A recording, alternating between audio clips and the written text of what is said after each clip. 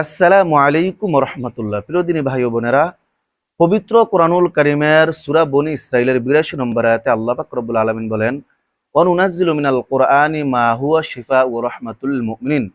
যার অর্থ হলো, আল্লাহ বলেন, আমি পবিত্র কোরআনুল কারীমে এমন কিছু আয়াত, এমন কিছু সূরা নাজিল করেছি যেগুলো ঈমানদারদের জন্য হচ্ছে আরোগ্য লাভের মাধ্যম, অর্থাৎ আল্লাহর পক্ষ থেকে রহমত, শেফা। আরোগ্য লাভ মানে হলো রোগ মুক্তি। অর্থাৎ এই সূরাগুলো, এই আয়াতগুলো যদি আমরা আমল করি, তাহলে আল্লাহ পাক রব্বুল আলামিন আমাদেরকে বিভিন্ন রোগ থেকে মুক্তি দিবেন ইনশাআল্লাহ। আজ আপনাদের সামনে এমন একটি সূরা শেয়ার করতে চাই, যেই সূরাটার অপর নাম হলো সূরাতুশ শিফা, অর্থাৎ আমাদের সকলের পরিচিত সূরাতুল ফাতিহা।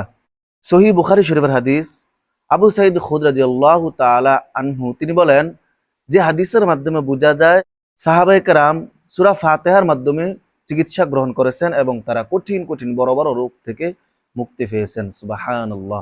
তো আমরাও যদি যে কোনো রোগের জন্য এই সূরা ফাতিহার আমল করি, নিজের জন্য বা নিজের সন্তান, নিজের পরিবারের কেউ, অনেক সময় বাচ্চারা কান্নাকাটি করে, অনেক সময় বাচ্চাদের বিভিন্ন রকমের সমস্যা দেখা দেয়, এজন্য আমরাও এই আমল সূরা ফাতিহার আমল যদি আমরা করি, এই সূরা ফাতিহা যদি আমরা একবার হোক, তিনবার হোক, সাতবার হোক, পরে যদি আমরা ওই সন্তানের গায়ের মধ্যে ফুঁদি, তাহলে আল্লাহ তাআলা সকল সমস্যা থেকে, সকল রোগ থেকে এবং সকল বিপদ আপদ থেকে হেফাজত করবেন ইনশাআল্লাহ।